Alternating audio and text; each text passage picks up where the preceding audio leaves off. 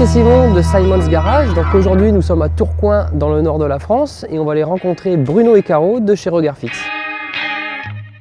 Bruno Allard, donc peintre en lettres de formation, qui a commencé à 14 ans. Comme apprenti.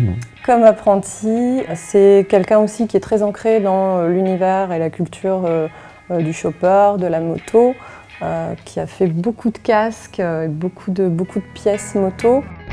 Caro, qui était ancienne danseuse, et voilà, elle comprend mon univers, elle comprend parce qu'elle c'est une artiste aussi. Je suis souvent dans ma bulle, je suis concentré dans ce que je fais, ça, elle le comprend très bien.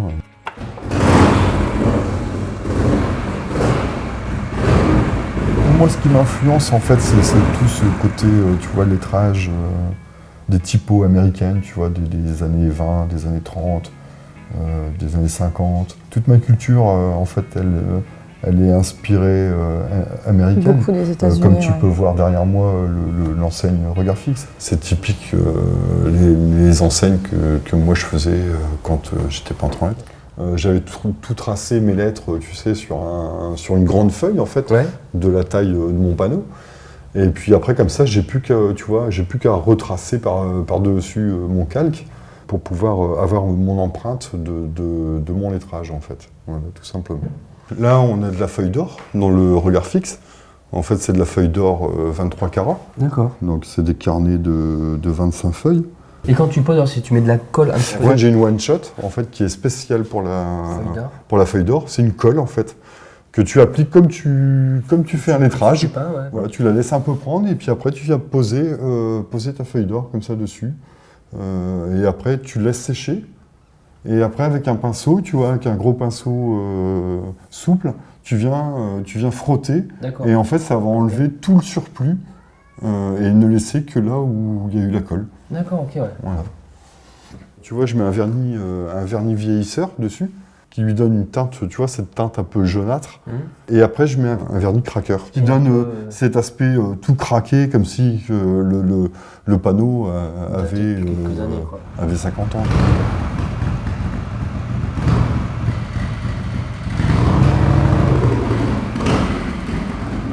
Puis il met une patte rock'n'roll. Voilà, il y a toujours dans le lettrage des petites phrases qu'on retrouve.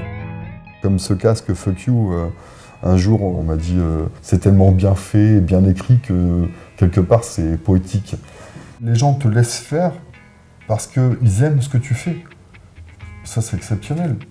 Ce type de pinceau, c'est vraiment pour faire du gros lettrage, en fait. D'accord. Parce que tu vois, les pinceaux sont très carrés, très plats. Et après, pour tout ce qui est pen stripping. Après, pour le pen stripping, j'ai d'autres pinceaux, tu vois, ce type de pinceau. Beaucoup plus allongé. Beaucoup plus allongé. Au plus les poils sont longs, au plus tu charges. Donc en fait, il va être chargé jusqu'au bout, et ce qui te permet de faire des traits beaucoup plus longs, sans recharger.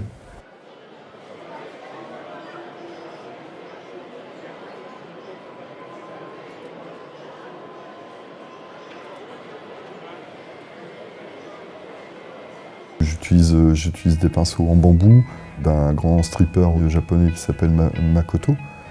Tout le pinceau est monté en bambou. La virole est montée aussi en bambou.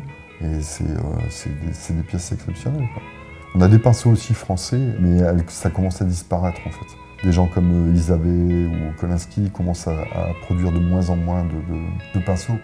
Donc je me suis rabattu sur ce type de pinceau américain. Aux États-Unis, il y a beaucoup de peintres en lettres, donc il y a encore une très grosse production. J'utilise des MAC, j'utilise aussi des Kafka, avec lesquels je dessine beaucoup. Et Kafka, en fait, qui est un peintre en lettres et un stripper aussi américain. Souvent, c'est du poil d'écureuil, du tigris. C'est comme des cheveux, en fait.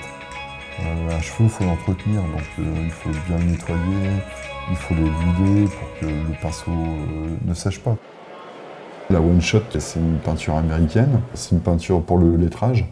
Tous les peintres en lettres à l'époque utilisaient cette peinture. Donc en fait, au plus elle va vieillir et au plus elle va durcir. Donc pas besoin de faire un vernis Voilà. quand tu repasses sur un Non, il y a casque pas. ou un- Bah non, elle porte en fait, tu vois, elle porte bien son nom, D'accord, un ouais. one shot.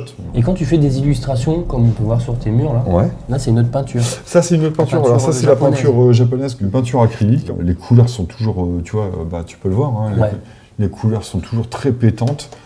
Et j'ai essayé pas mal d'encre d'autres marques, et t'arrives pas à avoir cette finesse de pigmentation et d'avoir de beaux dégradés comme tu peux faire avec, Ouais.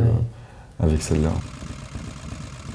Mon rapport à la moto, en fait, c'est pareil, je suis tombé dedans, je devais avoir 14-15 ans, en fait. Et quand on partait, voilà, avec mes parents chez mon parrain, voilà, il y avait sa moto, tu vois, j'étais toujours, tu vois, j'étais minot. À l'époque, je lisais Chrome et Flamme et Easy Rider. Depuis 90, je roule en Harley, j'en ai eu 7 ou 8. Aujourd'hui, je roule avec un vieux chopper des années 70. Voilà.